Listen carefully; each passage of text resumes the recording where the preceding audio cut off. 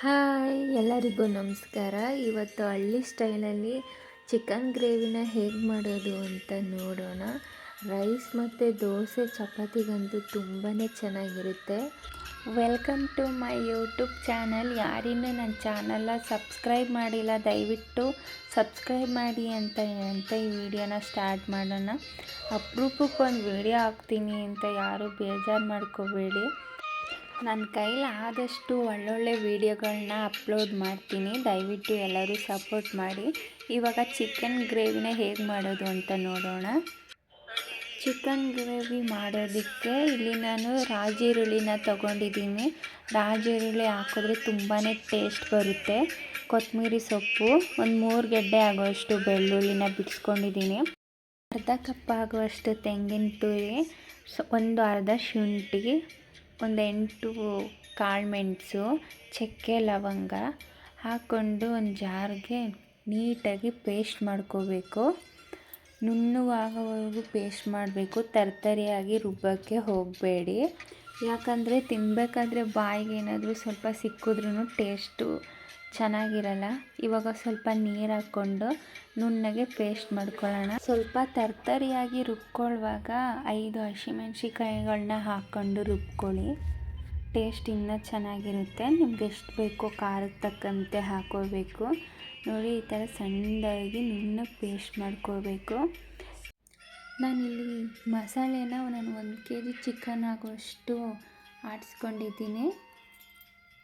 ಇವಾಗ ಪಾತ್ರೆಗೆ 3 ಸ್ಪೂನ್ ಆಗೋಷ್ಟು ಎಣ್ಣೆ ಕಾಯಿದ ನಂತರ ಚಿಕನ್ನ ಹಾಕ್ಕೋಬೇಕು. ಚಿಕನ್ನ ತೊಳಿಬೇಕಾದ್ರೆ ಅರಿಶಿನ ಹಾಕ್ಕೊಂಡು ತೊಳ್ಕೊತೀನಿ, ಯಾಕಂದರೆ ಸ್ಮೆಲ್ ಏನೂ ಇರಲ್ಲ. ಅದಕ್ಕೆ ಒಬ್ಬೊಬ್ಬರು ಮಾಡಬೇಕಾದ್ರೇ ಅರಿಶಿನ ಮಸಾಲೆ ಒಳಗಡೆ ಹಾಕ್ಕೋತಾರೆ, ನಾನು ಆ ಥರ ಮಾಡಲ್ಲ. ಚಿಕನ್ಗೆ ಹಾಕ್ಕೊಂಡು ವಾಶ್ ಮಾಡ್ಕೋಬೇಕು. ಇವಾಗ ಎಣ್ಣೆ ಕಾಯ್ದ ನಂತರ ಚಿಕನ್ನ ನೀರು ಸೋರಿಸ್ಕೊಂಡು ಸ್ವಲ್ಪನೇ ಸೇರಿಸ್ಕೊತಾ ಇದ್ದೀನಿ. ಚಿಕನ್ ಕೂಡ ಹಾಕ್ಕೊಂಡಾಗಿದೆ. ಇವಾಗ ಸ್ವಲ್ಪನೇ ಮಿಕ್ಸ್ ಮಾಡ್ತಾ ಹೋಗಬೇಕು. ಜಾಸ್ತಿ ಮಿಕ್ಸ್ ಮಾಡೋಕ್ಕೆ ಹೋಗಬೇಡಿ, ಅದು ಸ್ವಲ್ಪ ಬೇಯೋವರೆಗೂ. ಯಾಕಂದರೆ ಚಿಕನ್ನು ಒಡೆದೋಗೋ ಚಾನ್ಸು ಕೂಡ ಇರುತ್ತೆ. ಸ್ವಲ್ಪನೇ ನಿಧಾನವಾಗಿ ಮಿಕ್ಸ್ ಮಾಡ್ಕೊಳ್ಳಿ. ನೀವು ಕೂಡ ಚಿಕನ್ ಗ್ರೇವಿನ ಮನೇಲೇ ಟ್ರೈ ಮಾಡಿ, ತುಂಬಾ ಚೆನ್ನಾಗಿ ಬರುತ್ತೆ. ಹಾಗೆ ಕೂಡ ನೀವು ಯಾವ ಥರನಾದರೂ ಚಿಕನ್ ಗ್ರೇವಿ ಮಾಡ್ತೀರಾ ಅಂತಲೂ ಹೇಳಿ.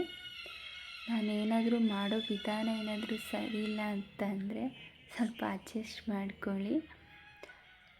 ಬಟ್ಟು ಎಲ್ಲರೂ ಒಂದೊಂದು ಥರ ಮಾಡ್ತಾರೆ, ಇದು ಹಳ್ಳಿ ಸ್ಟೈಲಲ್ಲಿ ಅಂತ ನಾನು ಮಾಡ್ತಾಯಿದ್ದೀನಿ. ತುಂಬಾ ಇಷ್ಟಪಟ್ಟು ತಿಂತಾರೆ ಎಲ್ಲರೂ. ಇವಾಗಲೇ ಸ್ವಲ್ಪ ರುಚಿಗೆ ತಕ್ಕಷ್ಟು ಉಪ್ಪು ಹಾಕ್ಕೊಳ್ಳೋಣ. ಮತ್ತು ನಿಮ್ಮ ಮನೇಲೇನಾದರೂ ಕುಡ್ಲು ಅಥವಾ ಚಾಕಿದ್ರೆ ಅದನ್ನು ಗ್ಯಾಸಲ್ಲೇ ಕಾಯಿಸ್ಕೊಂಡು ಒಳಗಡೆನೆ ಹೆಜ್ಬೇಕು. ಯಾಕಂದರೆ ಯಾರಾದರೂ ಕಣ್ದೃಷ್ಟಿ ಅಥವಾ ಕಾಲ್ಧೂಳು ಅಂತ ಆದರೆ ಏನೂ ಆಗಲ್ಲ. ಅದಕ್ಕೆ ಇವಾಗ ಆಡಿಸ್ಕೊಂಡಿರೋ ಅಂತಹ ಪೇಸ್ಟನ್ನ ಹಾಕ್ಕೊಳ್ಳೋಣ. ಸ್ವಲ್ಪನೇ ನೀರು ಹಾಕ್ಕೊಂಡು ಸೇರಿಸ್ಕೊಳ್ಳಿ. ನಿಮ್ಗೆ ಯಾವ ಥರ ಬೇಕೋ ಹದದಲ್ಲಿ ನೀರು ಹಾಕ್ಕೋಬೇಕು. ಇವಾಗ ಒಂದು ಪ್ಲೇಟ್ನ ಮುಚ್ಚಿಟ್ಟು ಒಂದು ಕುದಿ ಬರೋವರೆಗೂ ವೆಯ್ಟ್ ಮಾಡಿ. ಲಾಸ್ಟಲ್ಲಿ ನಾನು ಚಿಕನ್ ಮಸಾಲೆನ ಸೇರಿಸ್ಕೋತಾ ಇದ್ದೀನಿ. ಇದು ಮನೆಯಲ್ಲೇ ಮಾಡಿರುವಂಥ ಮಸಾಲ ಪುಡಿ, ನಾನು ಅಂಗಡಿಗಳಲ್ಲಿ ತರಿಸಲ್ಲ, ಮನೆಯಲ್ಲೇ ಮಾಡ್ಕೊಳ್ಳೋದು. ತುಂಬಾ ಚೆನ್ನಾಗಿ ಬರುತ್ತೆ.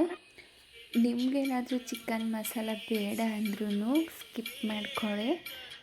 ಇವಾಗ ನೋಡಿ, ಮಸಾಲ ಹಾಕಿದ್ಮೇಲೆ 1-2 ನಿಮಿಷ ಕುದಿಸ್ಕೊಂಡ್ರೆ ಸಾಕು.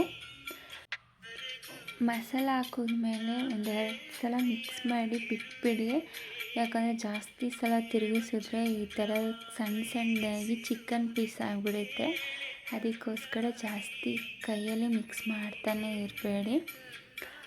1-2 ನಿಮಿಷ ಆಗೋವರೆಗೂ ವೆಯ್ಟ್ ಮಾಡಿ. ಈ ಥರ ಕುದಿ ಬರಬೇಕು ಚೆನ್ನಾಗಿ. ನೋಡಿ, ಇವಾಗ ಸಿಂಪಲ್ ಟೇಸ್ಟಿಯಾಗಿ ಅದು ಹಳ್ಳಿ ಸ್ಟೈಲಲ್ಲಿ ರೆಡಿಯಾಗಿದೆ. ನೀವು ಒಂದು ಸಲ ಟ್ರೈ ಮಾಡಿ ಹೇಗೆ ಬಂತು ಅಂತ ನನಗೆ ತಿಳಿಸಿ. ನಿಮಗೇನಾದರೂ ವಿಡಿಯೋ ಇಷ್ಟ ಆಗಿದರೆ ಲೈಕ್ ಮಾಡಿ, ಎಲ್ಲರಿಗೂ ದಯವಿಟ್ಟು ನನ್ನ ವಿಡಿಯೋಗಳನ್ನ ಶೇರ್ ಮಾಡಿ ಅಂತ ಹೇಳ್ತಾ ಈ ವಿಡಿಯೋನ ಮುಗಿಸ್ತಾ ಇದ್ದೀನಿ. Thank you. ಯಾರೆಲ್ಲರೂ ನನ್ನ ವೀಡಿಯೋಗಳನ್ನ ನೋಡ್ತೀರಾ ಅವರೆಲ್ಲರಿಗೂ ಧನ್ಯವಾದಗಳು.